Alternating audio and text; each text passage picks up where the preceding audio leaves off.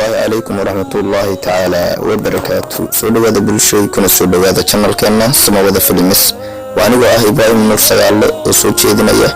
موضوع هذه هذا قالئة موضوع عسوك عضية وحكينا أنت الدقة بالشيء وحلقة يابا إن أي سبحان أنت الدقة محيطها أنت الدقة كلام معها قفك إنه دقدي سو دقدقته ووقت يسو وخارق صباحه الصغير ودرهم إنه يهي قف وين اوكي dadka qaarna xagga aqliyan ma aha waa xagga physical ahaan baan ka hadlaya muuqaal ahaan baan ka hadlaya aqligu waa caadi waa sidiisi laakiin waxa isbedelay wax la yiraahdo physical change wax la yiraahdo imanaya muuqaalka isbedelay okay fadlan dadka cusub ta channelkeena subscribe noo saar gambaleelkana furo si barnaamijyada aan soo gelino ay si toos ah kugu yimaadaan oo aad u daawatid mahadsanid موضوع ما أنت كهذلينه waxa keena gabowga ama cimri degdega waxyaabaha sababo dhowr qodob ayaan ka soo qaadan doonaa asharku maanta waa dheer yahay laakiin waa soo koobaynaa muhiimadda ayaana ka raacayna haddii ay baydmo sidaadaba qofka bini'aadamka waxa jira wax la yiraahdo physical change ayaa ku yimaada muuqaalka oo isbedela ama qofku da'da waqtigu ha keeno ama cilad kale farsamaha keento okay haddaba dadka ay ciladu keento maxaa sababa waxa sababa ugu yaraan ilaa 5 qodob ee dhageyso kow qofku haddaad aragto asagoo yar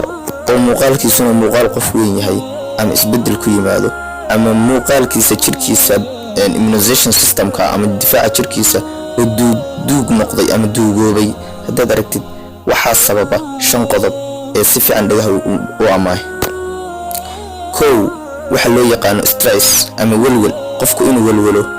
oo isla sheekaysto waxay keentaa in jirkaagu ama muuqaalkaagu isbedelo labo sidoo kale waxa loo yaqaan xanaaq badan angry qofku inuu xanaaq badan yahay waxa sababa isagana sidoo kale waxay keentaa cimri degdeg okay jirkaaga oo aad shaqadii u qaban lahaa boobsiisay oo aad degdeg ku samaysay oo aad saar ahaan waxaad loogu talagalay inaad maanta ku qabatid aad 5 bari wixii loogu talagalay inaad ku qabatid one day baan ku qabanaya aad tiraahdo oo shaqo ah ayadana waxay keentaa cimri degdeg ama immunization system oo isbedela difaaca jirka oo isbedel ku yimaado oo gabo ku yimaado okay qofku inuu mar walba uu sadoo lacadayn wajigiisa uu ka muuqdo wax la yiraahdo aamusnaan ama xanaaq wayba aan idinku soo sheegay qodobkaas isagana waxa sababa waxa loo yaqaan wuxuu sababa waxa loo yaqaan physical change ama inuu qofku isbedelo jirkiisu oo muuqaalkiisu isbedelo waa qodobka saddexaad qodobka afraad waxa weeye qofkani inuu jiimeysto noqdo almiitada dadka ragooda badana waxay jecel yihiin inay six pack sameystaan oo jiimka galaan okay jiimku ama murqaha kala furfurma waxay keeni karaan inuu qofku isbedelo jirkiisu oo uu difaaca jirkiisu mataqana kala daato waayo jiimka markaad gashid markaad ku jirtid 1 week oo kale ama 1 month oo kale hal bil oo kale markaad ku jirtid qofku uu kala baxaya muuqihiisa oo dhan way dhismayaan dirbi buu la ekaanaya laakiin haddii aad hal asbuuc kali amoogaatid waad kala daadanaysaa bartay ku soo laabanaysaa sida awgeed murqihii waa jilcayaan jirkii uu kala baxaya waad ku naaxaysaa wixii waad ku ayeelaysaa ayeel aad lahayn bad yeelanaysaa waayo xumin walba murq walba kala baxaya kadibna halka waxa kaaga imanaya adigoo yar inaad yeelato hilib ka weyn ama muuqaal ka weyn inaad yeelatid ay dantu ku kalifaysaa oo qofka bini'aadamka waxa loogu talagalay wax kasta xilliga loogu talagalay inuu qabto waa qodobka afraad qodobka shanaad oo sababi kara waxa weeye qofkan inuu family problem haysto waa stresski aan ku sheegay oo laakiin dad badan bedelan family problem markaan ku leeyahay waa inuu qofkani mar walba qaylo taagan ku dhex jiro habeenkii markuu soo galo wuxuu ku xisaabtamayaa caaw inuu iska xaafadii buuqa badneed uu tagayo bari sidoo kale qofkan inuu family problem wax la yiraahdo isku soo wada duubo family problem inuu jiro ayaa iyadana sababta inuu qofkani mataqana physical change ku yimaado ama muuqaalkiisu isbedelo cimri degdegna ku yimaado sida ay hadda sheegayaan culimada khubrada sayniskana waxay sheegaan badanaa oo mataqaanaa cilmi nafsiga baara waxay sheegayaan in qofku cimri degdega waxyaabaha qaar sababa ay ka mid tahay qofku xilliga uu soconayo hadduu socodkiisu dheereeyo inuu keeni karo ay u fiican tahay dheeraynta iyo gaabintu inay dheerayntu fiican tahay waayo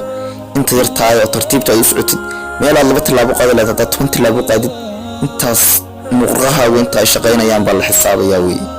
sida awgeed qofku inuu toos xayi u socdo tusaale waxaan kugu soo qaadanayaa gaariga caadiga ah marka uu soconayo oo wadada marayo wuxuu leeyahay wax la yiraahdo motor buu duqeeyaa baad maqashay qaabkee uu duqeeyaa su'aal isweydiin mudan wuxuu duqeeyaa gaarigu haddii uu markuu soconayo uu socodkiisu gaaban yahay oo uu xasaradihiisu badan tahay meesha xasaradeedu luqyada badan tahay saa marba ay leexadu saa aad u galisid mar aad xag u galisid mar xag u galisid gaarigu markasta uu saa u wareegayo uma roona gaarigu laakiin gaarigu markuu tirus u baxo zaid u socdo oo uu wadada jidka toos u hayo waxba ma dhinto birtiisu motorna ma duqeeyo laakiin motor duqeynta waxa keena tartiibta uu socdo ayaa motor duqeynta keenta okay mawduuceena maanta oo ku saabsanaa waxa keena cimri degdega ama waxa keena qofku inuu muuqaalkiisu isbedelo maanta intaas ayuu inoogu dhan yahay waa inuu asbuuca soo socday muuqaalka xiga dhammaantiin asxaabta igu cusub iyo asxaabta kaleeto ku jirtay channelka dhammaantiin waxaan idin leeyahay aad iyo aad baan idin salaamay waa sharfantihiin allah idin sharfo جزاكم الله خيرا وجزاء وأحسن إليك السلام عليكم ورحمة الله تعالى وبركاته فضلا channel كادك عصبحي سمو وذا فيلمس سبسكرايب صار جنبال الكنفورو سيئات وحيابها أنسو قرينو وآدي آدك وقالي ومهمك وكو يلبي يبرب أنشوغن وانصورنا نودي يرسن هذو لسعوتي السلام عليكم ورحمة الله تعالى وبركاته